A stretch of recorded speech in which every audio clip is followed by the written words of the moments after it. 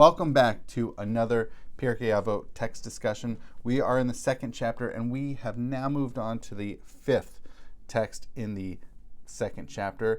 We previously had a saying by Hillel, who lived in the first century of the Common Era, and we still have a few more, and this is the first of a few more of these statements of Hillel.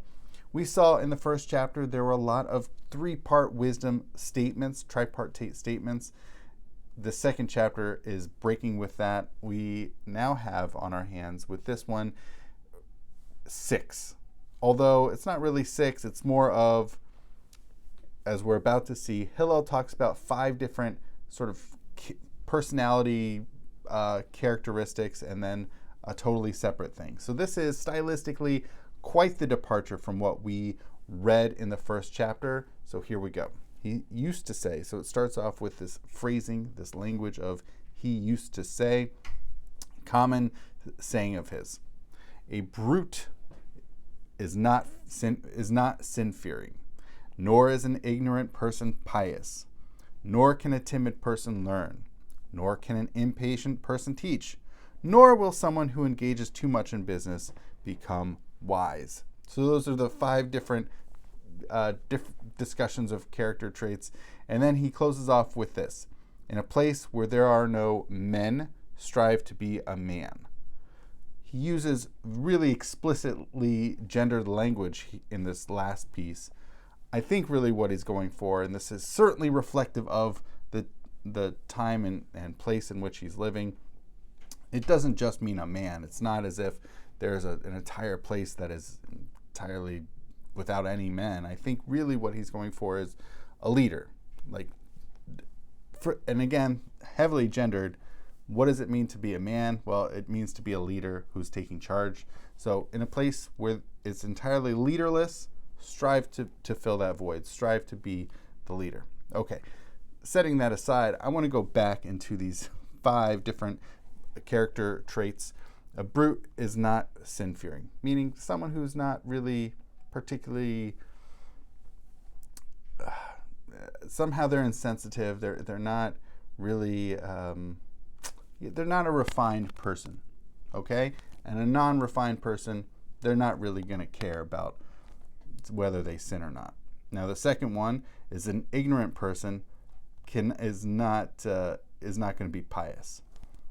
How can they be pious? They're not smart. It's not necessarily they're not smart. They're just not learned. They're not accultured in the ways of, I think really what he's contextualizing is also Torah specifically. And the language here is Am Haaretz, which literally translates to as people of the land. Also, it's really meant as describing people who are not really well connected to Torah and really a good knowledge of Judaism. So how can they be pious? How can you perform, right? How can you be performing Jewish practice well if you're not knowledgeable of it? The third thing is an Inperson. Oh, it's interesting. Nor can an impatient person teach. Oh no, I'm sorry. Nor can a timid person learn. V'lo hai baishan lamed. Someone who's timid. Someone who's they're timid. They're shy. They're not really going to learn that much. And I think really what he's going for, it's funny, because nowadays if someone is shy, if someone is timid, they can just read books, right? They, back in those days, didn't have as many books, right? This is pre-printing press. They were a heavily oral culture, and so it was a lot of discussion, and so if you are not going to participate in those discussions, how can you become learned? Nowadays we have, I mentioned the printing press, of course we have the internet. So even, this is actually one of the great unlocks, really a great ability of both the internet age and even post-printing presses with the wide availability of reading materials. Even a timid person, even a shy person can become learned.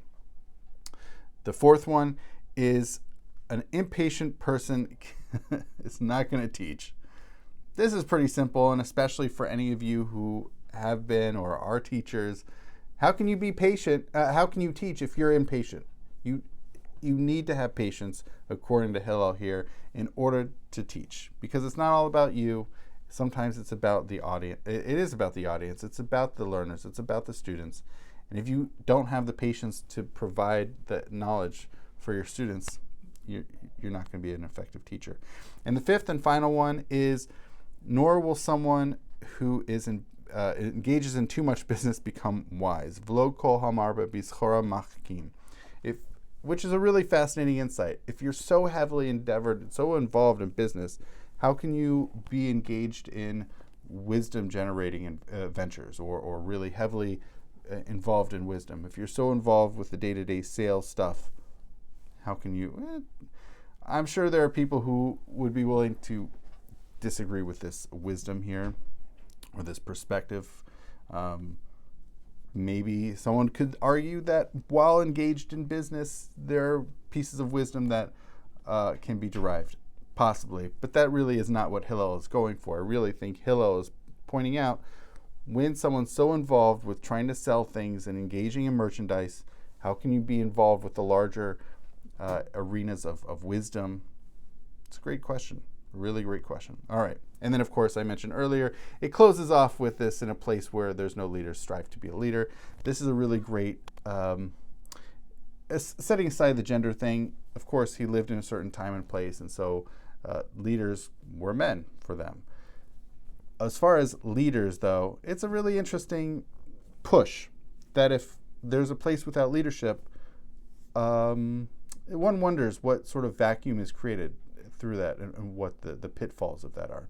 So it's a really interesting push. Strive to be a leader in a place without leaders. Thank you so much, and I'll be back with another video soon.